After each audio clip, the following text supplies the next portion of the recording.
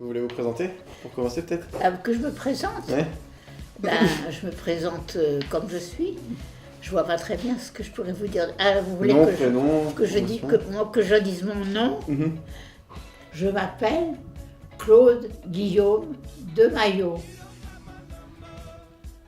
J'ai 103 ans. C'est un peu lourd à porter, c'est un peu difficile.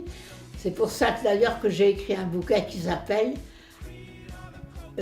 pas j'ai 103 ans. J'ai mis le fugueur qu'il avait sur le web, la promo 1936.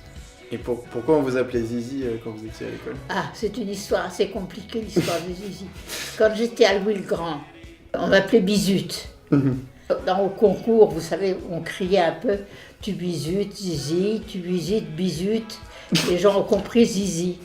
Ça fait que quand j'ai été reçue à l'école centrale, la rue Montgolfier, Zizi est reçue. Et le nom m'est resté. D'accord. C'était pas trop dur d'être les seules filles? Mais à l'époque, on était 6 filles en tout à l'école, sur les 3 promotions. Est-ce que vous savez pourquoi l'abeille est le symbole de l'école? Ah non, alors c'est une vieille histoire. Hein. Elles sont bien organisées, elles travaillent bien, ça devait représenter les abeilles. Mais moi, ce côté-là ne m'a jamais passionné.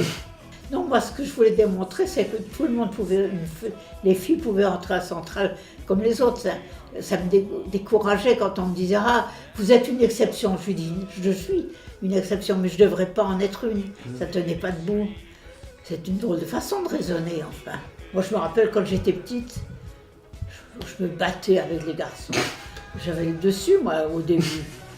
J'étais plus forte qu'eux. Et j'avais une bande de garçons. Je commandais une bande de garçons aussi à l'époque. Alors peut-être c'était pas normal ça aussi. Vous savez, il y en a des histoires dans ma vie. Oui, j'imagine. À l'époque, vous savez, on avait des planeurs en bois avec des ailes en... On était dans l'air, hein, il y avait pas de... on n'était pas entraîné comme maintenant. Hein. Il fallait monter avec une grande corde là, qui n'en finissait plus. Puis... Et ben moi j'ai vu le premier poste d'essai de télévision et on voyait rien du tout. Et là il y avait un ingénieur à lui dire « Oh, c'est pas la peine, on n'arrivera jamais, on s'en sortira pas ». Vous savez, on faisait une émission d'un côté de la cour et on le recevait de l'autre côté à 50 mètres, quoi. Et puis, je suis très contente que Supélec soit associé à Centrale. Parce que quand j'ai travaillé la première fois sérieusement, j'ai travaillé avec quelqu'un qui sortait de Supélec. Et c'est grâce à lui que j'ai commencé à travailler sérieusement. La fusion Centrale. Ah oui, ça m'a amusée et j'étais très contente. Pourquoi pas. À Nantes, puis, à Lille. À Lille. À Marseille. À Marseille, voilà. À Casablanca. Et en Chine surtout. Ouais, à Pékin. Ah, ça m'a plu en Chine. Parce que j'ai travaillé avec un Chinois une fois. Oui, par exemple, quel serait votre point commun avec une jeune centralienne de ma promotion? Malgré la différence d'âge. Il y a une façon de penser aux choses. Et puis savoir se renseigner. C'est de se servir de ce qu'on nous appelions des bandoirs. Mais vous ne savez peut-être pas ce que c'est. Des livres particuliers, tapés à la machine, qui étaient écrits par les anciens, où il y avait tout ce qu'ils avaient fait et tout ce qu'ils avaient appris et comment ils l'avaient appris. Et alors à Centrale, quand on avait des cours difficiles, on pouvait se servir de ces cours qu'ils nous donnaient d'une promotion à l'autre. Et ça a dû disparaître, ça aussi. Les chahuts, vous ne faites pas de chahuts, vous? Eh ben, on faisait du bruit, on allait danser dans la cour, on chahutait, quoi. À quel moment? N'importe quand? Ah ben ça peut, on organisait pour, quand on baptisait la promotion.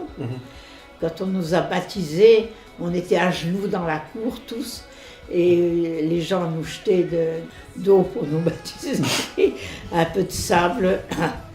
Et c'est drôle que ça a disparu, ça. Et puis tous les petits copains, les 14 copains, c'était vraiment des amis qu'on connaissait très bien. Les autres aussi. De temps en temps, on allait dans une nocturne aussi. Je suis restée toujours très amie avec eux. Vous savez, quand on a passé 3 ans ensemble dans une petite... on travaillait tous ensemble. Moi, je suis restée amie pour la vie, quoi. C'était... C'était vraiment des copains.